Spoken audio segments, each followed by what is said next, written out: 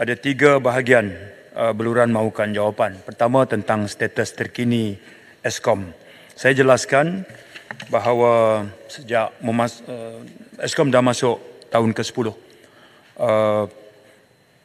Saya membusikan mesyuarat Jawatankuasa Keselamatan Sempadan pada awal Oktober. Laporan tentang status semasa diistilahkan sebagai selamat dan terkawal. Fokus utama Eskom adalah nak kekang sebarang potensi ancaman kedua, pencerobohan anasir asing dan penyusupan militan. Eskom juga tujuannya nak bantu pasukan keselamatan dan agensi penguatkuasa menangani elemen jenayah rentas sempadan dan kemasukan pendatang asing tanpa izin. Adanya Eskom membolehkan kesemua agensi kerajaan ini bertindak secara bersepadu dan tersusun. Apa mekanismenya? Dilakukan operasi sepanjang masa dengan pelbagai istilah. Ops sanggah, ops gasak laut dan darat, ops bersepadu khas.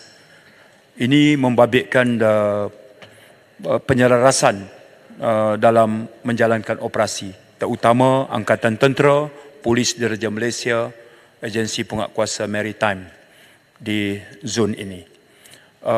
Ada juga pemeriksaan darat dan laut. Kita panggil road checkpoint dan juga sea checkpoint.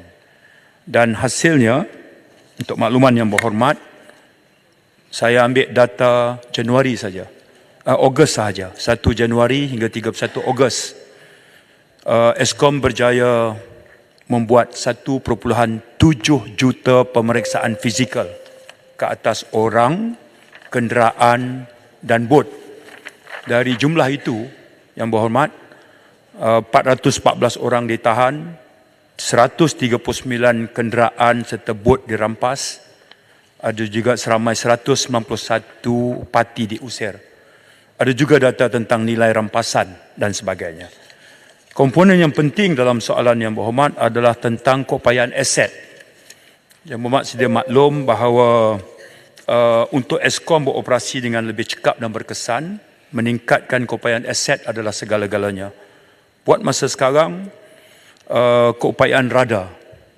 Kita punya sejumlah radar yang sekarang sedang beroperasi, tapi aset tambahan yang bersifat taktikal dan teknologi tinggi ini yang telah diberi kelulusan di bawah RP2 Rancangan Malaysia ke-11 adalah membabitkan sistem radar pengawasan laut, singkatannya SWASLA.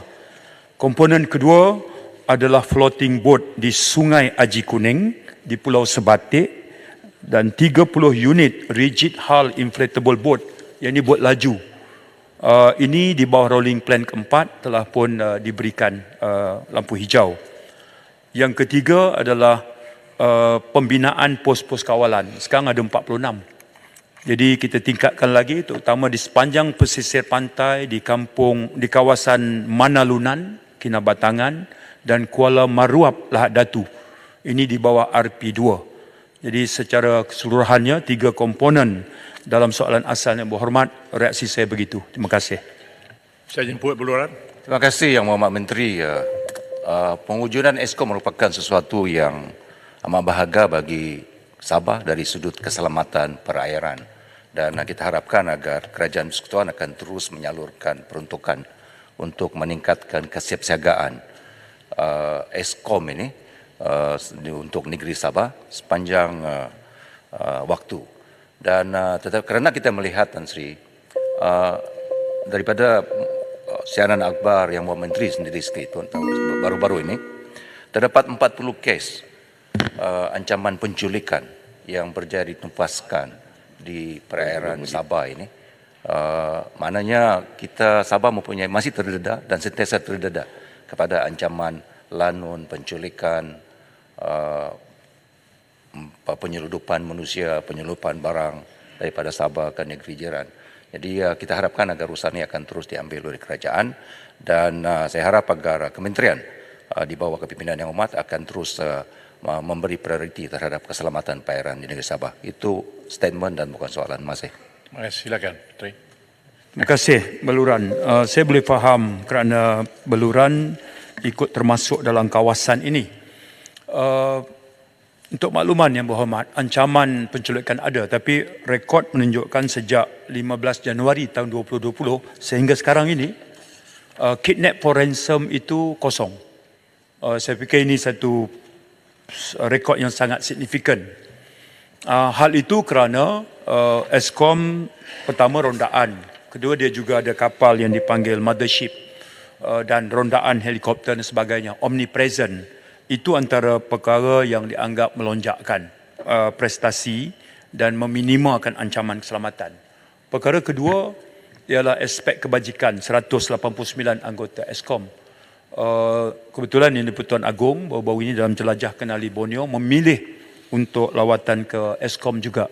Dan sebelum itu Perdana Menteri telah memperuntukkan 40 juta ringgit. Ini untuk kebajikan anggota Eskom.